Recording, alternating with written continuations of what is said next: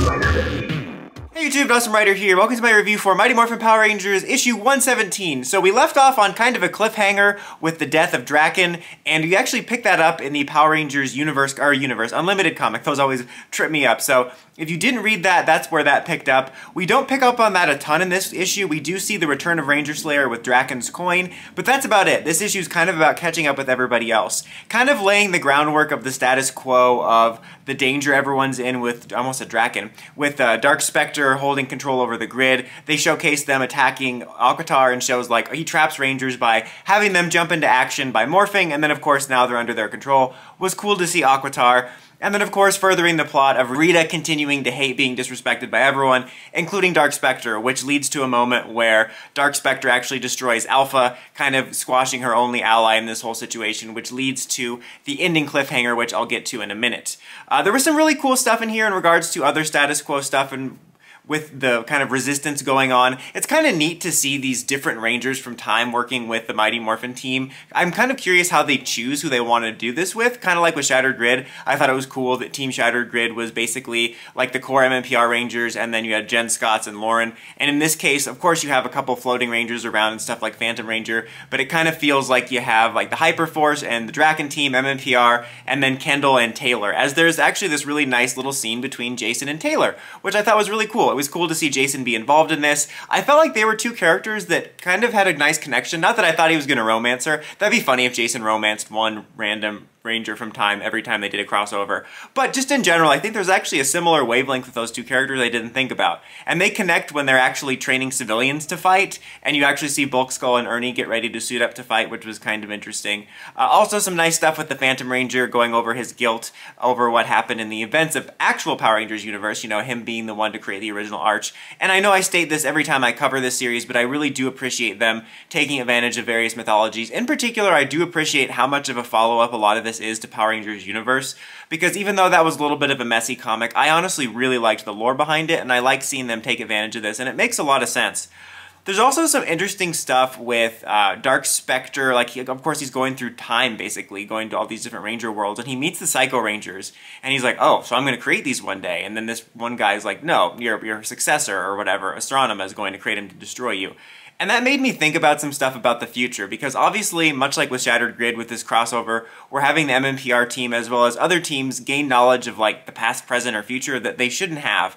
And that makes me question about like how this is going to resolve and where we're going to go in the future. And I want to put a pin in that and talk about that at the end of the proper review, because I am going to be curious to see how this arc resolves itself and where do we go from here. I know I just got the Where Do We Go From Here song from Once More With Feeling from Buffy stuck in my head. They got the mustard out.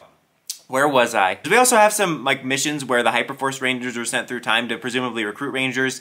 You have Jack meeting some Lost Galaxy Rangers. It looks like a couple of them going to the RPM time where you see, I think it's Gemma, and somebody else that have escaped control so far, which when I first saw them, I'm like, I hope they interact with the Hyperforce Rangers, because if you watched the Hyperforce series, Boom was a guest multiple times, which was really great. I thought that was kind of neat. There's also a moment where they meet up with Dr. Otami. I wonder if that's just going to be a cameo, or if they were going to do this timey-wimey thing and all these characters are learning about their future and all that stuff, I kind of want to see Prime Tommy meet Dr. O. I don't think that happened last time. I was kind of hoping for Dr. O to meet Draken back during Shattered Grid, because I thought it was cool, or would have been cool, to see the pinnacle of good and evil Tommy meet each other. I thought that'd be an interesting interaction. But anyway, there was a funny joke in there about one of the characters, I think one of the Evil Ranger calls him an old man, and Vesper's like, he's only like 30. I thought that was a funny callback to, aren't you a little old for this, Tommy? In Dino Thunder, when he really wasn't that old at all in general, especially like Tommy's age. Like, JDF wasn't that old then. I mean, it's not like he was old, but you know what I mean. But also Tommy, I think, was supposed to be even younger, because, you know, Tommy was playing a 16, 17-year-old at the age of 20-something, I think, if I recall. But anyway, there's all kinds of, I always forget to call them out, or at least I forget to call them out a lot, but there's all kinds of little neat references like that that I like. And the issue kind of ends with Rita freeing Prime Tommy from captivity, saying, do you really believe anyone can seek redemption? I like this line she said, you're an uncorruptible, like, Ranger of Justice or whatever. I really like this line, and then I do this terrible paraphrasing where I say, you're a Ranger of Justice or whatever. Like an uncorruptible hero, but yet your path started with evil. The line was cooler than I'm making it sound. Anyway, she says, do you believe anyone could be redeemed? and then she reveals like she's not going to be serving Dark Spectre anymore. I'm curious if that means they're hinting at a Rita redemption. Obviously, we know in the show timeline that Rita redeems herself and becomes Mystic Mother. We've obviously given her a much more complex character that actually started out being born effectively on the side of good in this universe, so it's not like it's out of the realm of possibility, but it certainly makes me curious about the future.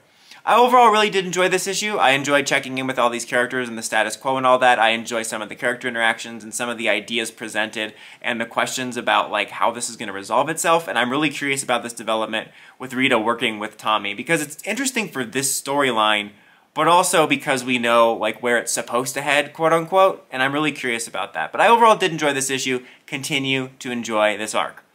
Now, just to talk about this real quick, I'm really curious how this is going to resolve, because this is very much a Shattered Grid-esque event, which Shattered Grid is very reminiscent of like DC and Marvel comic events where you kind of have this world-altering, timey-wimey, multiversey thing where at the end of the day you're going to have to reset it so nobody remembers. And I'm going to presume something like that will happen here, because you kind of just have to. Like, even if you didn't think about the show continuity, like, some people just can't have this knowledge. It's going to screw things up. So I'm going to imagine there's going to be some sort of reset.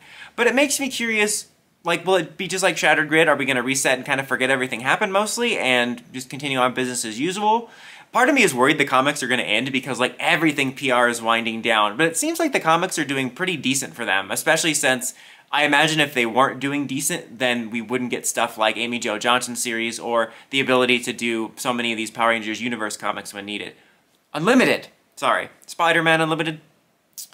So, I'm not sure if it's going to end or not, but definitely would be a good arc to end on because it's, you know, this big culmination. But I'm curious where we're going to go after this. You know, I'm going to presume we're going to stick with mmpr. That's just a fact. Get over it, guys. So long as the storylines are good, I'm happy with that. But I think we all presumed and, like, are wanting to go to Season 3 stories. But I'm like, I find it interesting that the comics, despite from their genesis being in a different universe, that their need to stick to like some of the show timeline in a degree. Because when it started out, it was basically like a mirrored, enhanced version of the main show timeline. It was in a different universe where all the key bullet points you remember from the show happened, but a lot of other stuff happened too, and the writing was better. But then after Shattered Grid, you know, they had that line about, hey, once the universe is restored, it's not going to go back to normal, kind of like Flashpoint. Not exactly, because it wasn't used to create like a new 52 or something like that. But, you know, that same idea. Kind of like if you've ever watched the Flash TV series, Jay Garrick explains when you break a cup and glue it back together, it's not the same cup. So the universe wasn't the same. So we're already in an alternate universe, and then post-Shattered Grid, I thought they were implying, which I think I'm right about, that there was going to be further changes, which is, you know, evident in the storylines we've gotten. You know, the Omega Rangers, the new Green Ranger, the Altarians, all this stuff that wasn't, I mean, obviously this could happen in an alternate universe anyway, but it definitely seems like it's open to more changes. And yet, I feel like we always kind of set back to a status quo where we can sort of loosely follow the bullet points of the show. So I'm curious, are we going to do Season 3 stuff? Like, honestly, I do really like seeing these kind of enhanced version of these eras, like a better version, so I'm not opposed at all to seeing like a Season 3 or a Zeo version of the comics that kind of follow some of the stuff we know, because I like to see Boom's take, like basically the enhanced take on certain things.